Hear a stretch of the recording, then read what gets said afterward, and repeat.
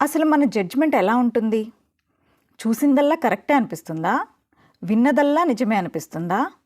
ఎక్కువ మంది ఫాలో అవుతున్నారు కాబట్టి నిజం, తక్కువ మంది ఫాలో అవుతున్నారు కాబట్టి అబద్ధం. ఈ తేలికైన కంక్లూజన్‌కేనా మనం వచ్చేస్తున్నాం? ఒక్కసారి మనల్ని మనమే పరీక్షించుకుందాం. ఎందుకంటే మనం ఇప్పుడు ఏఐ యుగంలో ఉన్నాం. లేనిది ఉన్నట్లు, ఉన్నది లేనట్లు చూపించే శక్తి కలిగిన యుగం ఇది. ఇలాంటి రోజుల్లో కూడా మనం కళ్ళతోనా వాస్తవాలను చూసేది? కానే కాదు. మనం ఇప్పుడు కళ్ళతో కాదు, మెదడుతో చూడాలి. కొన్ని ఛానల్స్ చూశాను.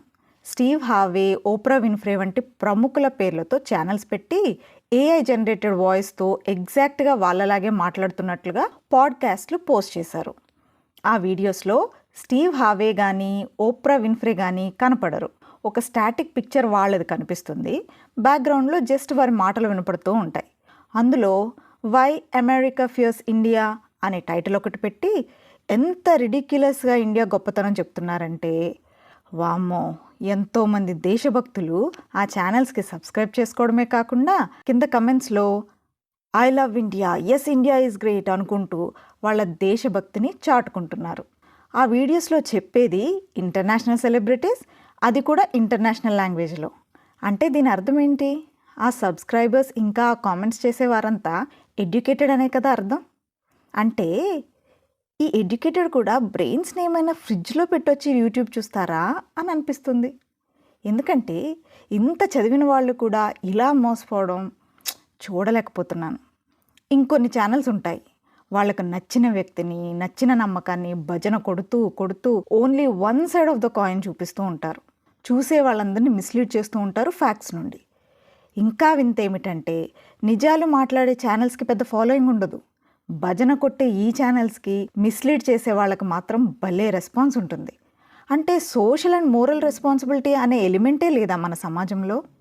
మిస్లీడ్ చేస్తున్నారని గ్రహించుకునేవారే తక్కువ అంటే, కనీసం ఆ గ్రహించిన కొద్ది మంది కూడా చూసి చూడనట్లు వెళ్ళిపోతారే కానీ అటువంటి ఛానల్స్కి రిపోర్ట్ చేయడం కానీ, అరే బాబు ఇదంతా ఫేక్ రా అని కమెంట్ చేసి ఇతరులను అలర్ట్ చేయడం కానీ ఉండదు. దీనివల్ల ఆ ఫేక్ పీపుల్ యొక్క ఛానల్స్కి, ఆ ఫేక్ ప్రోపగాండాకి, మత కలహాలు సృష్టించే ఉన్మాదులకు అడ్డు అదుపు లేకుండా పోతుంది.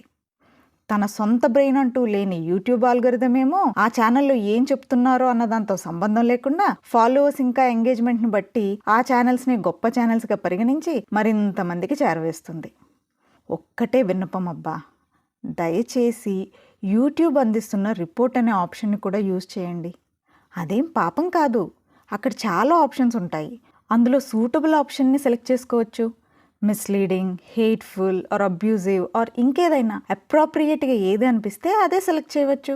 ప్లీజ్ మీ చుట్టూ ఉన్న వారిని కూడా ఎడ్యుకేట్ చేయండి. పక్క దేశాన్నో, పక్క రాజకీయ పార్టీనో, పక్క మతాన్నో, పక్కవాడినో కిందకి తొక్కి తక్కువ చేసి చూపిస్తే కానీ మన గొప్పతనం చూపించలేము అంటే నిజంగానే మన దేశానికి, మన రాజకీయ పార్టీకి, మన మతానికి ఆ అర్హత లేనట్లే అని గమనించాలి. నాదొకటే రిక్వెస్ట్, ఎమోషన్స్కి, ఈగోలకి ప్రాధాన్యం ఇచ్చి సొసైటీలో నిజానికి చోటు లేకుండా చేయొద్దు ప్లీజ్. రేషనల్ అండ్ క్రిటికల్ థింకింగ్ని అలవాటు చేసుకుందాం. మనుషుల మధ్య హార్మోనీని పెంచే మాటలే కానీ డిస్హార్మోనీని కలిగించే వారిని ఉపేక్షించొద్దు, ఎంకరేజ్ చేయొద్దు. మన సైలెన్స్ కూడా ఒక విధంగా ఎంకరేజ్మెంటే అవుతుంది. మౌనం అర్ధాంగీకారం అని ఊరికే అనలేదు కదా.